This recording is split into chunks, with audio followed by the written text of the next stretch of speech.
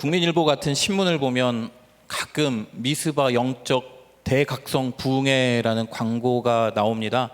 이 예배 또는 이 집회의 광고는 많은 목사님들께서 강사로 나오셔서 많은 성도님들이 참석하셔서 이제 회개하며 새로운 하나님의 임재를 기대하는 그러한 집회입니다. 그러한 기도의 모임일 것인데 여기에 사용된 이 미스바라는 지명 자체가 오늘 우리가 함께 읽었던 이스라엘이 하나님께 돌아와서 사무엘 선지자를 통하여서 하나님의 다스림을 회복하는 그러한 장소를 의미합니다. 그렇게 온 국가적으로 모든 사람들이 함께 모여서 하나님께 회개하고 하나님께 돌아가겠다라는 의미로 미스바라는 지명을 사용하면서 예배의 제목으로 정한 것이겠죠.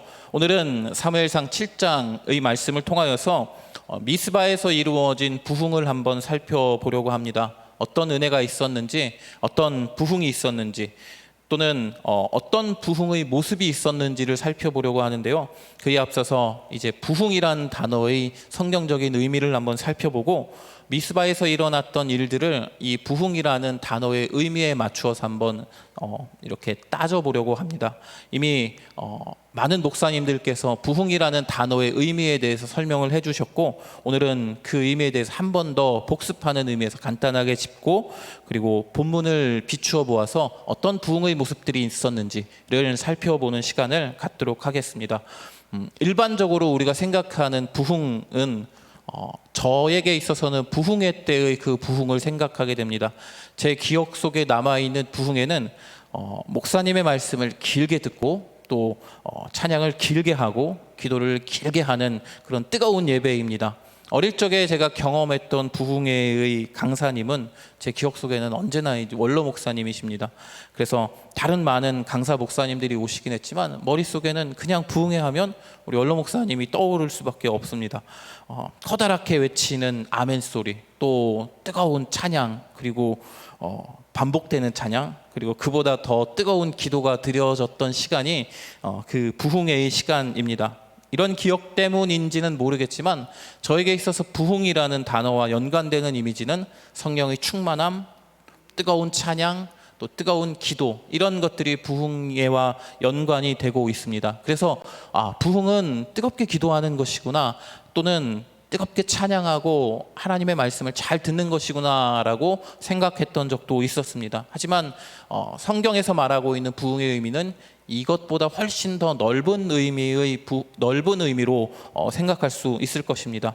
또는 많은 사람들이 사용하고 있는 부흥이라는 의미를 따져볼 수도 있을 것입니다. 저 교회가 부흥했다라고 할 때 그 부흥은 그 교회의 규모가 더욱더 커지고 많은 성도님들이 그곳에서 하나님을 예배하게 되었다라는 의미로 받아들이게 될 것입니다. 그 또한 부흥의 하나의 모습일 것입니다. 성경에서 말씀하고 있는 부흥이라는 단어 자체는 그렇게 교회의 규모가 커지고 성도님들이 더 많아지는 이것들보다 더 넓은 범위를 이야기하고 있는 듯 보입니다. 그렇다면 이렇게 일반적으로 생각하고 있는 부흥의 의미, 즉 뜨거운 기도, 성령의 충만함, 교회가 커지고 성도가 늘어나고 있는 이런 것이 부흥이라는 단어의 의미 중에 하나라면 도대체 성경이 말씀하고 있는 부흥은 도대체 어떤 것인지 이전에 많은 목사님들이 이것에 대해서 이야기하셨기 때문에 조금 복습하는 의미로 간단하게 살펴보려고 합니다. 성경에는 부흥이라는 단어가 딱 한 번 등장합니다.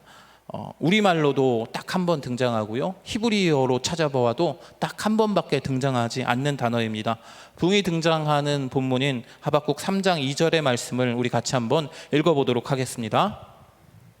여호와여, 내가 주께 대한 소문을 듣고 놀랐나이다. 여호와여, 주는 주의 일을 이 수년 내에 부응하게 하옵소서. 이 수년 내에 나타내시옵소서. 진노 중에라도 긍휼을 잊지 마옵소서. 아멘. 여기 나오는 부흥이라는 단어는 일단 한자어로 보면 다시 일어날 흥, 일으킬 흥이라는 의미를 갖고 있습니다. 다시 일어나는 것을 의미한다고 볼 수 있습니다. 영어로는 revive라고 해서 다시 살아난다라는 의미를 갖고 있습니다. 무언가 다시 생기거나 살아나거나 무언가가 다시 나타난다는 의미를 부흥이라는 단어는 의미하고 있습니다. 조금 이제 어렵겠지만 히브리어로 이 부흥이라는 단어를 찾아보면 하야라고 하는 단어에 무언가 그 변화를 주어서 더 이 단어를 강조하고 더 막 강조하고 막 어떻게 막 하고 싶어하는 그러한 모습이 이 단어에 나타나고 있습니다. 하야라고 하는 이 동사는 어디에서 많이 찾아볼 수 있냐면 창세기에 많이 사용되는 동사입니다. 창세기에 보면 여러 족보의 이야기들이 있죠. 뭐 누가 몇 세까지 살다가 누구를 낳고 몇 세에 죽었더라 하는 이러한 족보의 이야기들이 창세기에 많이 등장하고 있는데, 누가 몇 세까지 살았다, 누구를 낳고 몇 세까지 살다가 죽었다라는 이 본문에서 몇 세까지 살다라는 의미를 뜻하는 동사가 바로 이 하야라고 하는 동사입니다.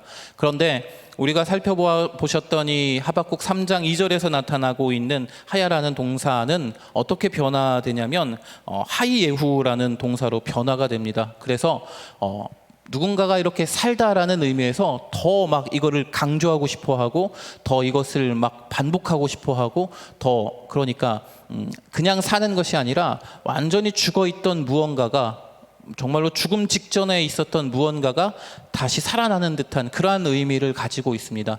그래서 하야라는 동사는 성경에는 많이 사용되고 있지만 이것을 이렇게 변형시킨 동사는 딱 한 번밖에 등장하지 않습니다.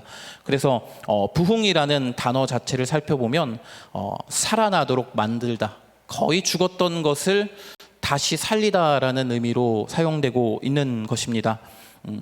또 하나 살펴볼 것은 하박국 3장 2절에서 부흥하게 하옵소서라는 표현 앞에는 동일하게 나타내시옵소서라는 표현이 그 이후에 등장하고 있습니다.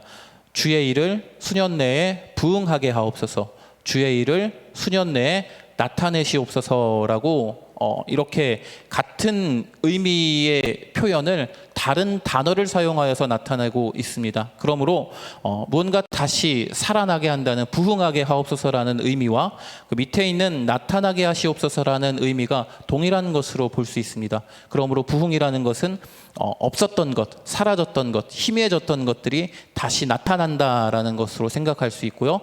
또 이것들이 다시 살아나는 것이라고도 생각할 수 있을 것입니다.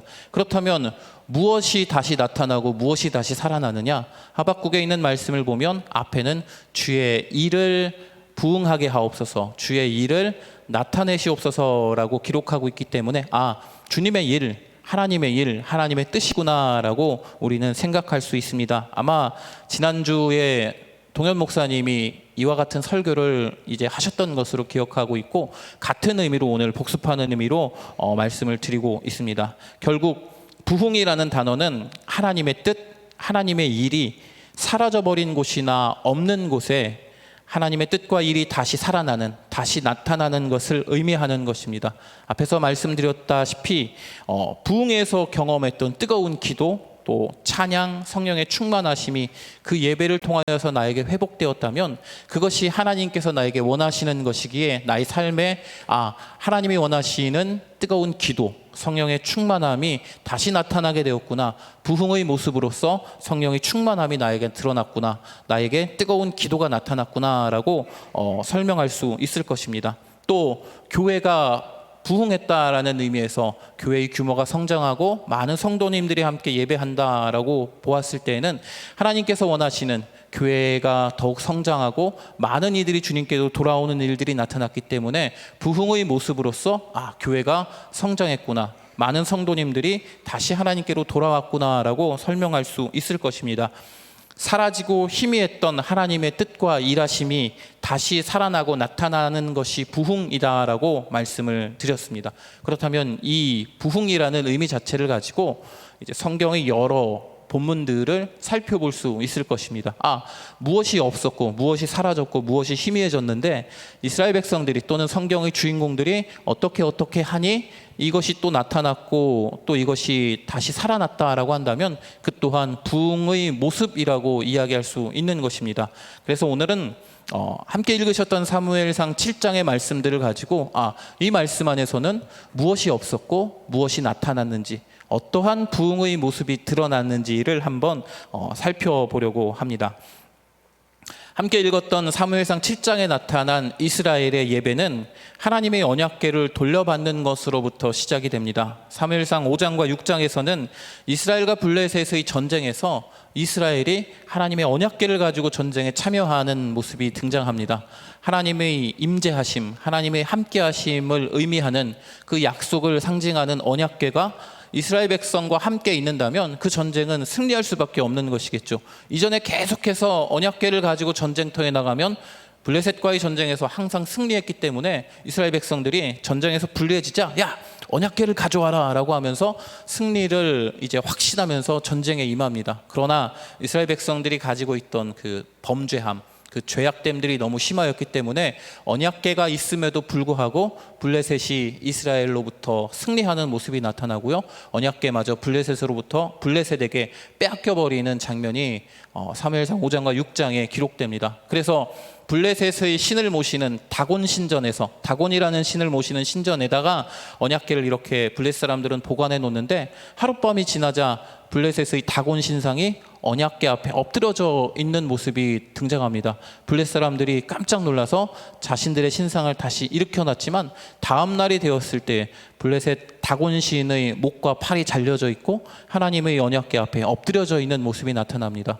더하여서 전염병 같은 여러 병들이 등장하면서 수많은 블레셋 사람들이 죽자 이 여호와 하나님의 언약궤를 이곳에 놓을 수는 없다. 다른 곳으로 옮기자라고 하면서 블레셋의 여러 지역으로 언약궤를 옮겨 놓습니다. 그럼에도 불구하고 언약궤가 있는 그곳에서 전염병과 죽음들이 일어나자 이 언약궤를 다시 이스라엘에게 돌려보내려고 블레셋 사람들이 여러 가지 이제 수를 쓰면서 블레셋의 언약궤가 이스라엘로 다시 돌아오게 됩니다. 그리고 이 언약궤가 기럇 여아림이라는 곳에서 약 20년 동안 이제 머무르게 되는데요. 기럇 여아림에서는 성별된 사람들이 구별된 사람들이 언약궤를 거룩하게 보관하는 모습을 보였기 때문에 하나님의 진노하심, 하나님의 심판 같은 것들이 이 이스라엘에게는 일어나지 않게 됩니다. 자, 그렇게 되었을 때에 약 20년이라는 시간 동안에 이스라엘 백성들의 마음이 어떻게 변하는지 사무엘상 7장 2절에 기록되고 있습니다. 여호와를 사모하는 모습으로 변해가는 듯 보이는데요. 우리 2절의 말씀을 같이 한번 읽어봅니다. 궤가 기럇 여아림에 들어간 날부터 20년 동안 오래 있은지라 이스라엘 온 족속이 여호와를 사모하니라. 아멘. 이렇게 이스라엘 백성들이 하나님의 임재를 약속하는 언약궤를 모신 후부터 하나님을 사모하기 시작합니다. 이전에는 그렇게 하나님을 사모하지 않았던 것 같습니다. 언약궤가 있음에도 불구하고 블레셋과의 전쟁에서 패배하였기 때문에 이스라엘이 하나님을 사모한다라는 모습은 이전에는 나타나진 않았지만 이제 20년 동안 조금씩 언약궤를 보관한 후부터 여호와 하나님을 내가 사모해야겠구나라는 이스라엘 사람들의 마음이 조금씩 하나님께로 돌아오게 되는 모습들을 보이고 있습니다. 그러자 20년이라는 시간 동안에 이것을 지켜보았던 사무엘 선지자가 이스라엘 온 족속에게 이렇게 이야기를 하죠. 3절과 4절의 말씀을 같이 한번 읽어봅니다. 사무엘이 이스라엘 온 족속에게 말하여 이르되 만일 너희가 전심으로 여호와께 돌아오려거든 이방 신들과 아스타롯을 너희 중에서 제거하고 너희 마음을 여호와께로 향하여 그만을 섬기라. 그리하면 너희를 블레셋 사람의 손에서 건져내시리라. 이에 이스라엘 자손이 바알들과 아스타롯을 제거하고 여호와만 섬기니라. 아멘. 이 말씀에서 우리가 찾아볼 수 있는 부흥의 모습들은 이스라엘에서 거의 사라지고 없다시피 한 것들이 다시 나타나고 다시 살아나는 것이 무엇이냐면 언약궤로 인한 하나님의 함께하심, 하나님의 임재하심이라고 말할 수 있습니다. 즉 이스라엘은 하나님의 임재를 이전에는 경험하지 못했지만 언약궤를 통하여서 약 20년이라는 시간 동안에 점점 더 경험하고 느꼈던 것이고 사무엘 선지자는 이 모습들을 살펴본 후에 너희들이 정말로 하나님께 돌아오려거든 너희들이 가지고 있는 우상들 아스타롯과 이방신과 바알의 신상들을 다 제거하여 버리고 하나님께 돌아와야 할 것이다 라고 하면서 올바르게 하나님께 돌아올 수 있는 방법을 알려주었던 것이죠. 그래서 이스라엘 온 족속들은 자신이 섬겼던 것들을 제거하여 버리고 하나님만을 섬기겠다라고 결심하고 행동한 것입니다. 여기서 나타난 것은 이전에는 없었지만, 이전에는 사라졌지만 다시 나타나고 다시 살아났던 것, 어떤 것이었던 거예요? 하나님을 사모하는 것, 하나님을 사랑하는 것, 하나님의 임재하심을 인정하는 것이 이스라엘 백성에게 나타났던 것입니다. 부흥이라는 것이 하나님의 그 일하심, 하나님의 뜻이 다시 나타나는 것이라고 말씀을 드렸다면, 이 본문에서 4절까지의 말씀을 통하여서 나타난 부흥은 하나님의 함께하심, 하나님의 임재하심을 이스라엘 백성들이 인정하게 되었던 것, 이것이 부흥의 모습으로 나타나게 되었던 것입니다. 이제 다시 5절 이후의 말씀들을 살펴보겠습니다. 우상을 버리고 하나님만을 사모하겠다라고 결심하고 행동한 이스라엘 백성들은 사무엘의 명령에 따라서 미스바라는 곳으로 모였습니다. 그리고 자신들의 범죄함에 대하여서 회개합니다. 사무엘상 7장 6절의 말씀을 같이 한번 읽어보도록 하겠습니다. 그들이 미스바에 모여 물을 길어 여호와 앞에 붓고 그날 종일 금식하고 거기에서 이르되 우리가 여호와께 범죄하였나이다 하니라. 사무엘이 미스바에서 이스라엘 자손을 다스리니라. 아멘. 이곳에 나타난 범죄하였나이다라고 하나님께 고백하였던 회개의 모습도 부흥의 한 모습이라고 말할 수 있습니다. 당연하죠. 하나님의 뜻이, 하나님의 일하심을 이 없었던 곳에서 이것이 다시 나타나게 될 때 반드시 회개의 역사가 일어날 수밖에 없습니다. 하나님, 내가 하나님의 원하심과 하나님의 일하심을 이전에는 이렇게 행하지 못했습니다. 용서해 주십시오. 그리고 하나님의 뜻과 하나님의 일을 다시 살려내길, 다시 나타나기를 원합니다 라고 하나님께 기도할 때에는 반드시 회개가 동반될 수밖에 없습니다. 그렇게 부흥의 자리에서는 회개가 빠질 수 없는 모습이라고도 말할 수 있습니다. 이 본문, 함께 읽으셨던 이 본문을 보면 한 가지 더 부흥의 모습이 등장합니다. 사무엘이 미스바에서 이스라엘 자손을 다스리니라라는 말씀이 그것인데요. 당시, 그러니까 사무엘이 제사장으로서, 선지자로서, 사사로서 활동하고 있던 이 시기는 사사시대의 가장 마지막 시기라고 볼 수 있습니다. 마지막 사사라고 일컬어지는 이 사무엘이 사울왕을 세우기 직전의 때가 오늘 읽었던 이 본문의 배경인데요. 사사기의 특징과 그 시대의 모습을 설명하는 본문들을 보면 두 구절만 같이 한번 읽어보려고 하는데요. 첫 번째는 사사기 21장 25절의 말씀입니다. 그때에 이스라엘의 왕이 없으므로 사람이 각기 자기의 소견에 오른 대로 행하였더라. 이스라엘이라는 나라의 왕은 하나님이셨는데 사사시대의 사람들은 하나님을 왕으로 인정하지 않고 자신들에게는 왕이 없었다라고 말한 것입니다. 하나님이 계시지 않는 그곳을 가나안의 신들이 대신 차지하였고 당연히 있어야 할 하나님의 임재가 이스라엘에서는 없었던 것이죠. 그러나 이 하나님이 없다라고 하는 이러한 범죄함은 우리가 이제 이전에 살펴보았던 사무엘상 7장 1절에서 4절의 모습을 통하여서 다시 한번 부흥의 모습으로 하나님의 함께하심, 임재하심으로 나타났던 것을 이미 살펴보았습니다. 또 다른 말씀을 찾아보죠. 사무엘상 3장 1절의 말씀입니다. 아이 사무엘이 엘리 앞에서 여호와를 섬길 때에는 여호와의 말씀이 희귀하여 이상의 은이 보이지 않았더라. 사무엘이 살았던 시기에는 하나님의 말씀이 희귀했던 시대라고 말하고 있습니다. 제사장이 있지만 그 제사장을 통하여서 하나님의 말씀이 나타나지도 선포되지도 전해지지도 않았던 그러한 시대였습니다. 그러나 사무엘만은 좀 달랐죠. 하나님의 부르심을 듣기도 했고요. 하나님의 함께하심과 나타나심, 말씀하심이 분명하게 드러났던 인물이 바로 사무엘입니다. 이 기록이 사무엘상 3장 19절에서 21절까지에 나타나 있는데요. 이 말씀을 같이 천천히 한번 읽어봅니다. 사무엘이 자라매 여호와께서 그와 함께 계셔서 그의 말이 하나도 땅에 떨어지지 않게 하시니 단에서부터 부엘세바까지 온 이스라엘이 사무엘은 여호와의 선지자로 세우심을 입은 줄을 알았더라. 여호와께서 실로에서 다시 나타나시되 여호와께서 실로에서 여호와의 말씀으로 사무엘에게 자기를 나타내시니라. 아멘. 사무엘이라는 인물을 표현할 때 하나님의 함께하심, 하나님의 말씀하심, 하나님의 나타나심이 그와 함께 있다라고 성경은 분명히 기록하고 있습니다. 이스라엘 백성들이 이제 다시 본문으로 돌아와서 미스바에 모였던 이스라엘 백성들이 이전에 하나님만을 섬기기로 결심하고 행동한 후에 자신의 범죄함에 대해서 회개했습니다. 그리고 사무엘의 다스림을 인정하며 받아들입니다. 하나님의 말씀이 함께하는 사무엘, 하나님의 나타나심과 또 하나님의 그 인도하심을 받는 사무엘이라는 선지자의 다스림을 인정하게 되는 것이죠. 그래서 이스라엘 백성들은 하나님의 말씀을 사무엘이라는 인물을 통하여서 받아들이게 되었고 그 말씀대로 살아가겠다라고 결심하게 되는 장면이 우리가 읽었던 사무엘상 7장 7절인가요? 그 부분의 말씀인 것입니다. 그렇다면 이전에는 없었지만 이제 나타나게 된 것, 이스라엘에게 부흥의 모습으로 나타나게 된 것은 하나님의 말씀이라고 말씀드릴 수 있을 것입니다. 여기 나타난 부흥의 모습은 하나님의 말씀이었죠. 하나님의 말씀이 사라졌고 희미해졌고 희귀해졌지만 이제 다시 그 말씀을 듣고 그 말씀을 따를 수 있게 되었던 것입니다. 말씀의 부흥이 이스라엘에게 나타난 것입니다.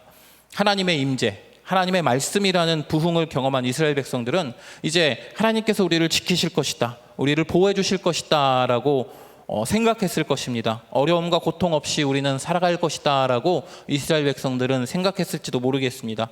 하지만 이스라엘 백성들이 하나님의 임재와 하나님의 말씀이라는 부흥을 경험한 그때에 어려움과 고난이 곧바로 찾아오게 됩니다. 블레셋이 곧 쳐들어오게 된 것이죠. 이스라엘 백성들이 미스바에 모였다라는 소식을 듣고 블레셋이 공격해 옵니다. 하나님이 함께 하시고 하나님의 말씀으로 살아가겠다라고 결심하고 다짐했는데, 이 부흥을 경험했는데 위험이 곧바로 찾아오게 된 것입니다. 이스라엘 백성들은 하나님이 함께 하신다라는 것의 참된 의미를 제대로 알지 못했던 것 같습니다. 하나님의 보호하심에 대하여서 듣기만 했을 뿐 직접 경험해 보지는 못했던 것이죠.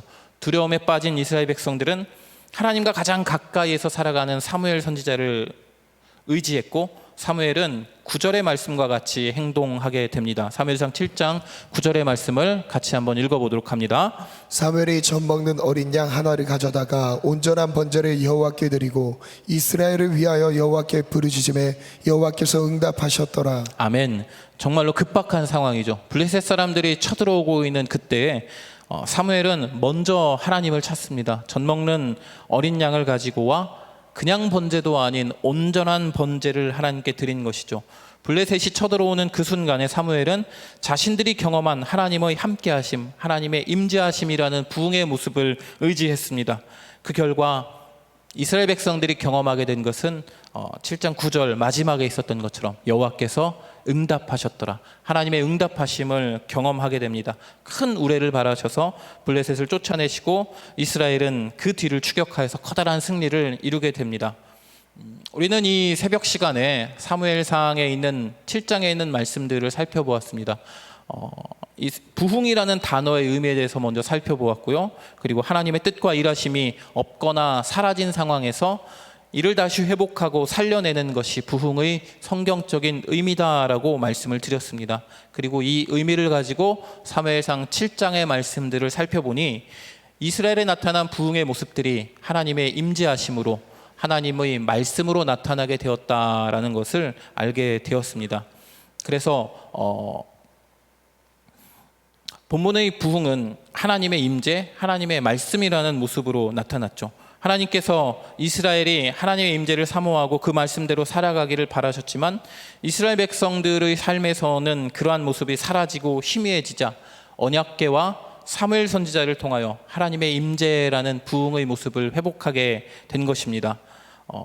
본문의 말씀에 비추어서 볼 때 이스라엘 백성들에게 그때 가장 필요했던 부흥의 모습은 하나님의 임재하심 그리고 하나님의 말씀이라고, 그래서 그것들이 다시 나타나고 살아나게 된 것입니다. 부흥은 하나님의 일하심과 뜻이 회복되고 살아나는 것이다 라고 거듭해서 말씀드리고 있는데요. 그렇다면 우리의 삶 속에서도 나타나야 할 부흥의 모습들, 여러 가지 부흥의 모습들이 있을 것입니다. 우리 개인에게 나타나야 할 잃어버렸던 하나님의 일하심과 뜻이 분명히 있을 것이고요. 우리 가정과 우리 공동체와 직장과 일터와 또 내가 속한 모든 곳에서 다시 한번 나타나야 할, 사라지거나 희미해졌지만 다시 드러나고 다시 살아나야 할 무언가가, 하나님의 일하심과 뜻이 분명히 있을 것입니다. 어떤 분에게는 이것이 예배로 나타나게 될 수도 있을 것이고요. 어떤 분에게는 내가 이전에는 하나님을 찬양하지 못했지만 이제는 하나님을 찬양하겠다라고 하면서 찬양이라는 모습으로 부흥이 일어날 수도 있을 것입니다. 우리 가정이 하나님께 예배하지 못했지만 이제 다시 예배한다면 우리 가정에는 예배라는 모습으로 부흥이 나타나게 될 것입니다. 이렇게 말씀, 찬양, 기도 이런 것들의 부흥도 분명히 있겠지만 하나님이 원하시고 하나님이 정말로 기뻐하시는 것은 이제 하나님의 말씀대로 살아가는 것, 서로 사랑하는 것, 기쁨 가운데서 이 삶을 살아가는 것, 누군가를 섬기고 누군가를 돕고 이해하는 것, 내 삶에서 이런 모습이 나타나지 않았다라고 깨닫게 되었을 때에 하나님, 내가 하나님이 원하시는 대로 살겠습니다 라고 하면서 누군가를 다시 사랑하게 되고 다시 섬기게 되고 다시 그를 이해하게 되고 돕게 된다면 내 삶 속에서는 사랑이라는 모습으로 부흥이 나타나게 되는 것이고, 또는 이해함, 섬김, 도움이라는 모습으로 하나님의 일하심과 하나님의 뜻이 나를 통하여서 발휘되게 될 것입니다. 이것이 성경이 말하고 있는 부흥의 여러 가지의 모습들일 것입니다. 우리가 알고 있는 부흥이라는 단어 자체가 너무나도 단순하게 숫자가 많아지고 뜨겁게 기도하는 것이 아니라 하나님의 뜻, 하나님의 일하심이 내 삶 속에서 나의 공동체 안에서 희미해지거나 사라졌을 때 이것이 회복되는 것이 부흥이라고 성경이 말씀하고 있는 것을 이제 우리가 알게 되었다면, 하나님, 내 삶 속에서 사라졌거나 희미해졌던 하나님의 일하심과 하나님의 뜻은 무엇입니까? 라고 기도할 수 있습니다. 그렇게 된다면 하나님이 반드시 우리에게 깨닫게 해주실 것입니다. 나 개인, 내 가정, 내 공동체만이 아니라 우리 교회에 하나님이 원하시는 것들, 행하지 못한 것들이 무엇이 있을까요? 주님 하고 기도한다면 하나님께서 다시 한번 우리를 깨닫게 해주셔서 우리 교회에 필요한 부흥의 모습들을 알려주실 것입니다. 그리고 그 알려주신 그것을 행하기로 결심하고 행동한다면 우리 교회는 성경이 말씀하고 있는 부흥의 역사가 다시 한번 나타나게 될 것입니다. 이 시간에 함께 기도하실 때 이렇게 기도하셨으면 좋겠습니다. 하나님, 나에게 필요한 부흥의 모습을 깨닫게 하옵소서. 나에게 나타났으면 하는 부흥의 모습들이 깨달아지게 하여 주옵소서. 아마 하나님께 기도하신다면 내 삶 속에서 사라지고 희미해졌던 하나님의 뜻과 일하심이 느껴지실 것이고요, 그렇게 깨달은 후에 하나님의 뜻과 일하심에 소홀했던 자신과 공동체의 모습을 하나님께 고백하며 회개하신 후에 그것을 다시 나타낼 수 있도록, 회복할 수 있도록 하나님의 도심을 구하는 기도를 드리셨으면 좋겠습니다. 그렇게 하나님이 원하시는 삶의 태도와 모습들이 회복됨으로써 성경적인 의미의 부흥을 각자의 삶과 가정과 일터와 공동체 안에서 이루어가는 부흥의 역사를 맛보는 우리 모든 성도님들이 되시기를 예수 그리스도의 이름으로 축복합니다.